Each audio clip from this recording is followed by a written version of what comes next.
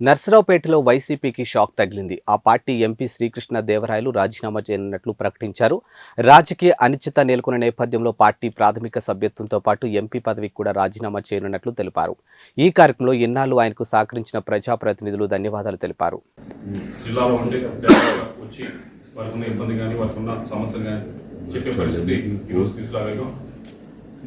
ఏదో ఎంపీ గెలిచి మన వ్యాపారాలు చూసుకుంటా జనానికి కనిపించకుండా ఎక్కడో తిరిగే పరిస్థితి కాకుండా ప్రజల్లోనే ఉంటూ వారికి అన్ని విధాలుగా అందుబాటులో ఉండే పరిస్థితి ఈరోజు జిల్లాలో తీసుకురావడం జరిగింది. దానికి అన్నిటికంటే ఈ అభివృద్ధి కార్యక్రమాలు అంటే వీటన్నిటికంటే దానికి I'm very happy for that.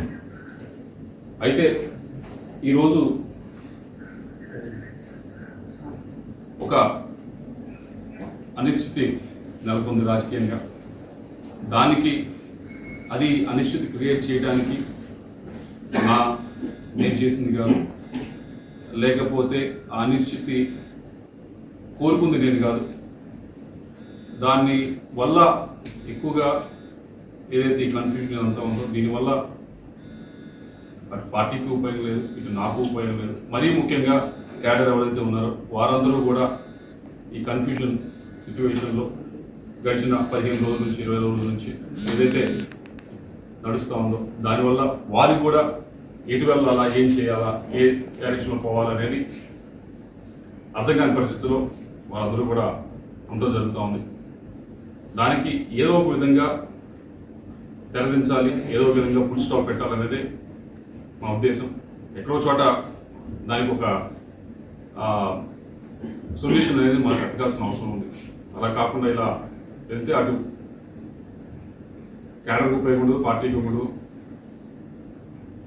మీ అందరికీ తెలిసిందే 15 రోజుల నుంచి కూడా సరే కొత్త క్యాండిడేట్ తీసుకొద్దాం అనేది ఒక ప్రపోజల్ అంతా కూడా బయటకు రావడం జరిగింది. మాట్లాడిన తర్వాత ఇంకా బయటకు రావడం జరిగింది.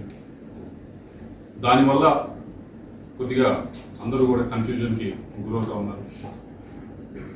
ఇది ఇందాక చెప్పినట్లు నేను కోరుకుంది కాదు, నేను చేసింది కాదు.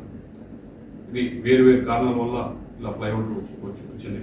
దానికి తెరదించుతూ నేను ఏదైతే ఇప్పుడు పార్టీలో ఉన్నానో పార్టీ సభ్యత్వానికి వైఎస్ఆర్ కాంగ్రెస్ పార్టీ సభ్యత్వానికి రాజీనామా చేస్తూ అలాగే పార్లమెంట్ సభ్యత్వానికి కూడా నేను రాజీనామా చేస్తా ఉన్నాను ఇమీడియట్గా. దీంతో ఉన్న కొద్దిగా ఈ కన్ఫ్యూజన్ అంతా కూడా ఇదంతా కూడా తొలగిపోతుందని చెప్పి ఆశిస్తున్నాను. నాకు ఈ 5 సంవత్సరాల నుంచి కూడా ఎంతో సహకరించారు. అటు రాష్ట్ర ముఖ్యమంత్రి గారు నన్ను యంగ్గా ఉండగానే నన్ను ఎంకరేజ్ చేసి ఎంపీగా నిల్చోబెట్టారు. దానికి అన్ని విధాలుగా కూడా నేను చేయగలిగాను. అభివృద్ధి కార్యక్రమాలు అన్నీ కూడా చేయగలిగాను. అలాగే పార్టీ పరిస్థితి కూడా పార్టీ పరువును కూడా అన్ని విధాలుగా కూడా పైన నిల్చోబెట్టగలిగాను.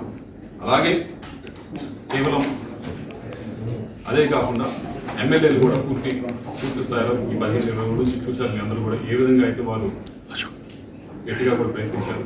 వారందరికీ కూడా ధన్యవాదాలు తెలియజేసుకుంటూ